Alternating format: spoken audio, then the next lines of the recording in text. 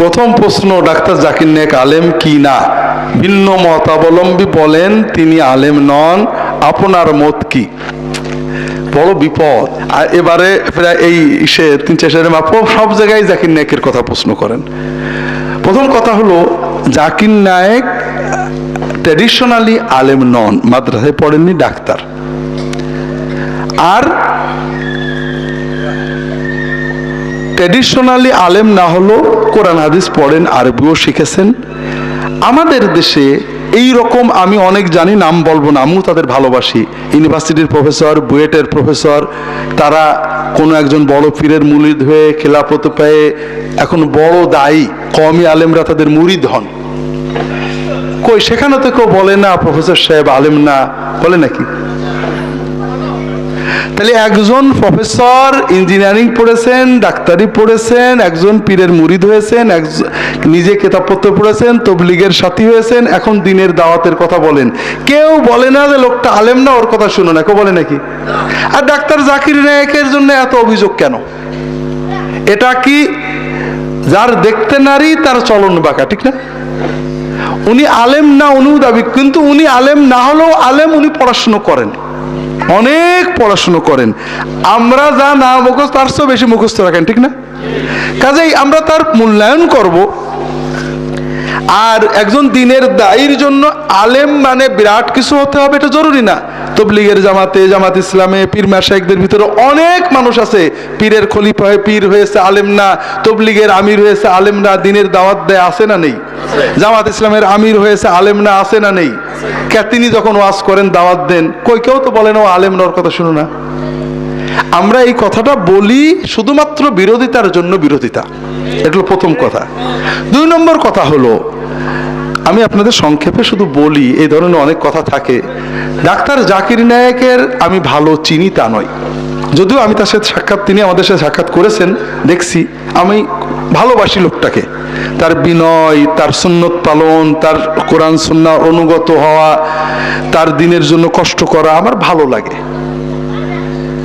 আমি তার ওয়াজ লেকচার শুনিনি, আমি টিভি দেখি না, টিভি আমার ঘরে নেই, লেকচার শোনার সময় নেই। তবে আমি ছোটখাটো যেগুলো দেখছি শুনছি ভালো লাগে, দিনের জন্য একজন ভালো দায়ী। তবে আমার সমস্যা হলো তার বিরুদ্ধে যে বইগুলো লেখা হয়েছে ওইগুলো পড়ে আমি সবচেয়ে বিরক্ত হয়েছি। ওর ভিতরে কোনো সারবস্তু নেই, তার বিরুদ্ধে কোনো মৌলিক কোনো তথ্য নেই যে তিনি ইসলামী আকীদার বিশেষ কোনো অমুক পয়েন্টে ভুল করেছেন, আহলুস সুন্নাত ওয়াল জামাতের আকীদার অমুক জায়গায় ভুল করেছেন, নেই। শুধু অভিযোগ উনি প্যান্ট শার্ট পরেন, আর অভিযোগ হলো উনি হানাফি মাযহাবের প্রচলিত মসলার বাইরে কথা বলেন। এই দুটো তার বিরুদ্ধে অভিযোগ, নাকি বলে? আর কোনো অভিযোগ নেই। প্যান্ট শার্ট পরা আমরা পছন্দ করি না, প্যান্ট শার্ট স্বাভাবিক, এটা নাজায়েজ না।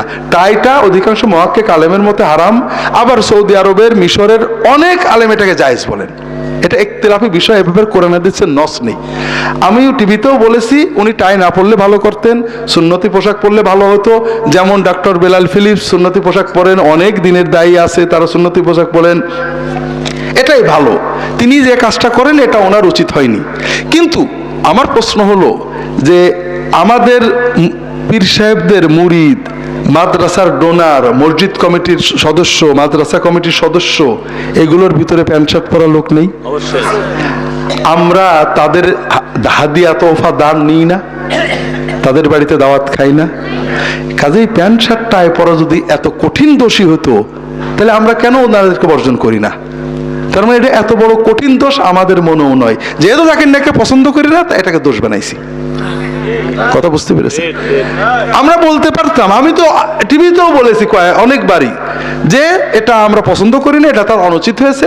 তবে এটার কারণে তার আমরা অন্যায়কে অন্যায় বলবো, ভালোকে ভালো বলবো। দ্বিতীয় বিষয় হলো তিনি হানাফি মাযহাবের মসলার বাইরে মসলা দেন, স্বাভাবিক। তিনি শাফিঈ মাযহাবের মানুষ, তিনি সৌদি আলেমদের অনুসরণ করেন। আমরা হানাফি মাযহাবের মসলা টিভিতে দিই। এখন একজন শাফিঈ মাযহাবের লোক, আহলে হাদিসের লোক, আমার ওয়াজ টোয়াজ শুনে আহলে হাদিস ছিল না, হানাফি হয়ে গেল। আমি কি ফিতনা করলাম নাকি? আমি তো আমারটা বলছি। যদি ভালোই হয় তাহলে উনি শাফিঈ মাযহাবের লোক, উনি আমার কথা বলবে, উনিও তো ওনারটাই বলবে। ফিকহ তো উদার, আমরা নিজেরাই বলি সব মাযহাব ঠিক।